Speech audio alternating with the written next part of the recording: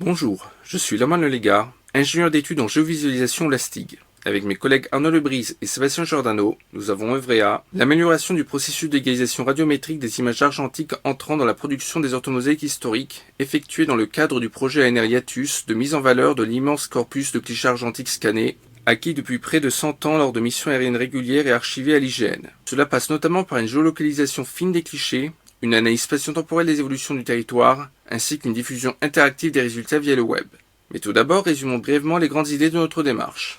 Voici un fond de carte aux 25 000 du Larzac. En y projetant les clichés d'une mission de prise de vue aérienne, on obtient cette orthomosaïque superposable à la carte. Première remarque, les images ne sont pas homogènes radiométriquement, et ce, malgré le recouvrement. Ces inhomogénéités sont encore plus visibles dans l'absence de recouvrement, en particulier au niveau des lignes de raccord entre chaque cliché.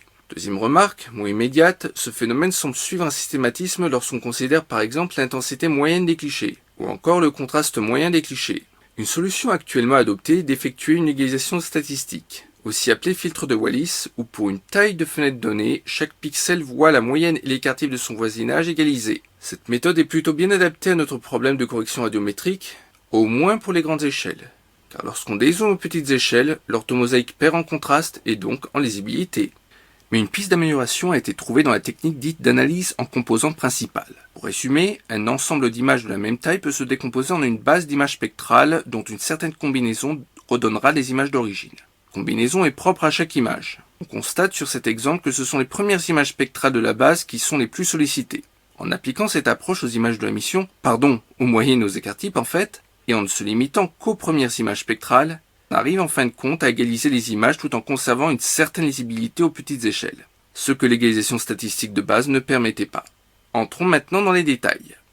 Et d'ailleurs, en parlant de détails, commençons par considérer l'objet photographié, à savoir le terrain, d'un peu plus près. Sa granularité sera schématisée par une grille régulière de petites pyramides. Cette structure est éclairée par une source représentant le soleil, qui sera orientée au sud, voire sud-est, et plutôt bas dans le ciel, voilà. Intuitivement, on pourra penser que vu de loin, la scène sera homogène. Mais cela supposerait que l'image soit vue de dessus en tout point. Or, ce n'est pas le cas. La géométrie de la caméra introduit un effet de perspective, et cela se traduit, en prenant de l'altitude, par une inhomogénéité radiométrique. On parle alors de phénomène de hotspot ou de rétrodiffusion. Celle-ci dépend du matériau considéré, de la position du soleil, ainsi que de l'angle d'observation. À ce phénomène doit aussi ajouter la rétrodiffusion atmosphérique liée aux aérosols, l'assombrissement en bord d'image dû entre autres à l'optique de la caméra, les variations mécaniques du temps d'exposition, les variations d'éclairement solaire provoquées par le passage de Sirius, et la liste n'est pas exhaustive. Pour plus de détails sur la radiométrie des images aériennes, je vous renvoie à l'excellente thèse de doctorat de Gilles Martinotti. En conclusion, les nombreuses inconnues du problème, telles que la nature du sol, la répartition des aérosols ou encore les systématismes de la caméra, ne nous permettent pas vraiment de corriger les images en suivant des modèles physiques. C'est la raison pour laquelle une des premières solutions retenues est l'égalisation statistique, aussi appelée filtre de Wallis. Afin d'expliquer cette formule, appliquons-la à un exemple simple. Voici un ensemble de nombres réels pris au hasard. Pour nous aider à visualiser, le hasard fait qu'on a une suite arithmétique qui va de -2 à +4. La moyenne de notre ensemble, notée mu, vaut ici 1, et son écart type, noté sigma, est égal à 2. En retranchant mu égale 1 à notre ensemble, la nouvelle moyenne vaudra alors 0. Puis en divisant le tout par sigma égale 2, la moyenne restera nulle et le nouvel écart type vaudra 1. En multipliant ce nouvel ensemble par sigma 0, mettons 6, notre ensemble sera dans ce cas plus dispersé autour de sa moyenne qui vaut 0, et son nouvel écart type prendra alors la valeur de sigma 0, donc 6. Enfin, en y additionnant un mu0 par exemple 100, la moyenne vaudra alors mu0, c'est-à-dire 100. Dans le cas d'une image en niveau de gris, mu et sigma sont respectivement rattachés à la luminosité et au contraste. En faisant varier mu0, on fait varier la luminosité globale de l'image, alors que les variations de sigma 0 joueront sur le contraste global. On parle alors d'égalisation statistique globale. Mais cette formule peut aussi s'appliquer localement, sous la forme d'une fenêtre glissante de taille fixe, où on calculera le mu et le sigma pour chaque position de la fenêtre, pour ensuite appliquer la formule au pixel central de la fenêtre. Ce qui, au final, gommera les variations de contraste et de luminosité de taille supérieure à celle de la fenêtre considérée. Dans le cas de nos images aériennes, en dessous d'une certaine taille de fenêtre, on constate que les inhomogénéités radiométriques disparaissent. Par contre, une fenêtre trop petite résultera en une altération de l'image, à savoir un rendu grisâtre et difficilement comparable à l'image d'origine. La taille de la fenêtre est donc un compromis entre correction et lisibilité du rendu. En pratique, c'est cette méthode qui a été retenue par l'IGN pour générer les orthomosaïques historiques. Voici d'ailleurs à quoi ressemble notre zone d'étude sur le site Remonter le temps. En zoomant en grandes échelles, le rendu est tout à fait acceptable. Par contre, en dézoomant aux petites échelles, l'image devient plus difficile à interpréter. Enfin, aux très petites échelles, la baisse de contraste génère un rendu uniformément gris du territoire. Le problème peut être expliqué par le fait que les corrections statistiques certes égalisent les systématismes de rétrodiffusion et d'assombrissement en bord d'image, mais ils égalisent aussi les spécificités de chaque image. Ainsi, les vastes zones boisées plus sombres sont traitées de la même manière que les grands pâturages. Cela aura pour conséquence de ne plus pouvoir les distinguer à une certaine échelle. L'idée serait donc de corriger uniquement les systématismes et non les spécificités. C'est là qu'intervient un outil statistique assez puissant, l'analyse en composantes principales. L'analyse en composantes principales, parfois appelée transformation de Karolyn-Love dans la communauté des traiteurs d'images, peut être vue comme un changement de base dans un même espace vectoriel. Sans rentrer dans un cours formel de mathématiques, on va maintenant parler de vecteurs, de calcul matriciel et de valeurs propres de matrices. Considérons par exemple ces 10 images de 3 pixels de large par 5 de haut. Ce sont ce qu'on appelle des vecteurs. On peut les représenter sous forme d'une colonne de coefficients comme ceci.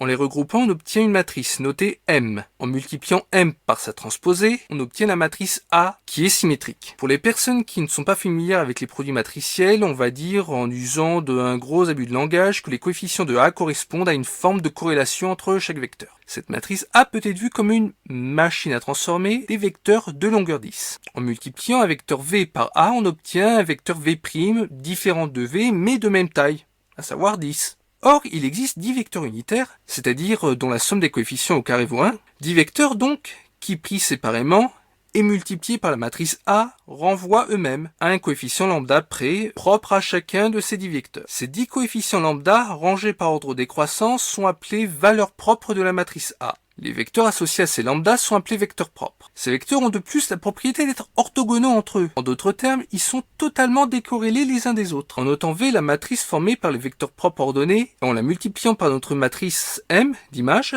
on obtient 10 vecteurs orthogonaux qui, recombinés, redonnent les images d'origine. Ces vecteurs forment donc une base de représentation de nos images. Ils portent d'ailleurs le joli nom d'image spectrale. Cette technique d'analyse est parfois utilisée en compression de données car seules les premières images spectrales sont vraiment sollicitées. Les dernières images spectrales ne sont là que pour compléter avec des détails peu discriminants. Dans le cas des 36 emojis vus dans l'introduction, on peut les représenter avec 36 images spectrales obtenues par la méthode qu'on vient de voir. En ne se limitant qu'aux 30 premières images spectrales, le rendu est encore acceptable. En dessous de 30 images spectrales, des confusions peuvent apparaître. Avec seulement 18, certaines emojis restent tout à fait reconnaissables. Avec 5, seules les grandes tendances sont discernables. Enfin, les 2 premières images spectrales discriminent les 2 grandes familles d'emojis. On observe donc que plus on retire d'images spectrales de faible influence, plus on gomme les spécificités des images d'origine pour ne garder que leur systématisme. Et c'est justement ce qu'on cherche pour la correction de nos images aériennes. Commençons par l'observation suivante. Les images ne font pas toutes la même taille. Or, on a vu précédemment que l'analyse en composantes principales s'applique à un ensemble de vecteurs de même dimension. En pratique, on placera chacune de nos images dans un carré de même taille. Mais avant de tester notre méthode, jetons un œil curieux aux 143 images spectrales définies par nos 143 ortho-images. Et là, c'est la mauvaise surprise. Alors qu'on s'attendrait à avoir des images spectrales lisses pour les premières valeurs propres, censées représenter la tâche de rétrodiffusion et l'assombrissement au bord d'image du hall optique, on se retrouve en fait avec des motifs assez nets correspondant au fond de chambre. Cette décomposition spectrale du jeu d'images ne permet pas de voir les systématismes d'éclairement. Ce phénomène parasite semble venir des masques de fond de chambre. Pour s'en affranchir, on va simplement extrapoler les valeurs de pixels de l'image au niveau des masques. En considérant les nouvelles images spectrales ainsi obtenues, on retrouve bien le systématisme que l'on cherche à corriger. On en arrive ainsi à la dernière étape de notre processus. Après avoir calculé les moyennes et écarts types de nos images, représentons-les comme combinaison de leurs images spectrales respectives, avant de tronquer les valeurs propres les plus faibles en vue de ne retenir que leur systématisme dépouillé des spécificités propres à chaque image. Au final, les intégrer à notre correction statistique. Voici le résultat pour une correction sans troncature, en considérant les 143 images spectrales. On retrouve par construction notre égalisation statistique de départ. En tronquant les images spectrales les plus faibles, on ne voit pas d'amélioration notable. Ah si, on commence à discerner un peu les zones boisées. Avec les 4 premières images spectrales, le rendu est déjà nettement plus lisible qu'avec l'égalisation statistique de base. Avec 3, c'est encore mieux. Par contre, avec seulement 2, on commence à revoir les inhomogénéités radiométriques. Et en corrigeant juste avec la première image spectrale, les inhomogénéités sont certes atténuées, mais encore bien visibles.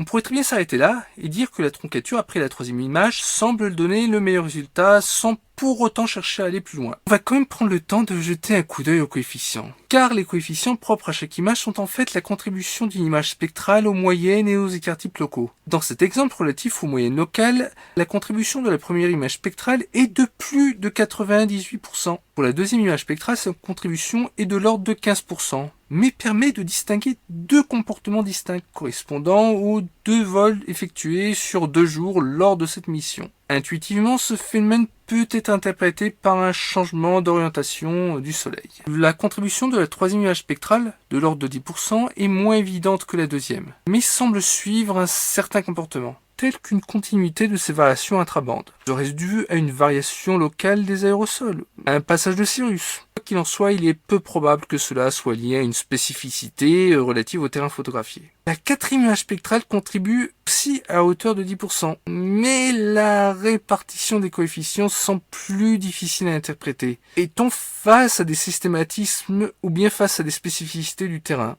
Au-delà de la cinquième image spectrale, la répartition des coefficients semble plus aléatoire et leur valeur diminue assez vite. On peut raisonnablement penser qu'il ne relève plus de phénomènes systématiques. Au final, la visualisation des coefficients est une aide précieuse dans le choix de la valeur de troncature.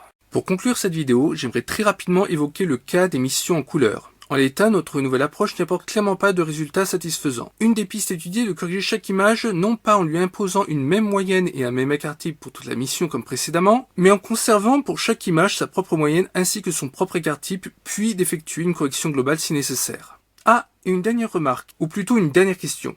Si les résultats obtenus semblent satisfaisants pour une mission de 143 images, quel rendu obtiendra-t-on si on applique cette approche à toute une région, voire à l'ensemble du territoire métropolitain? Merci beaucoup pour votre attention. Toutes questions ou commentaires sont les bienvenus.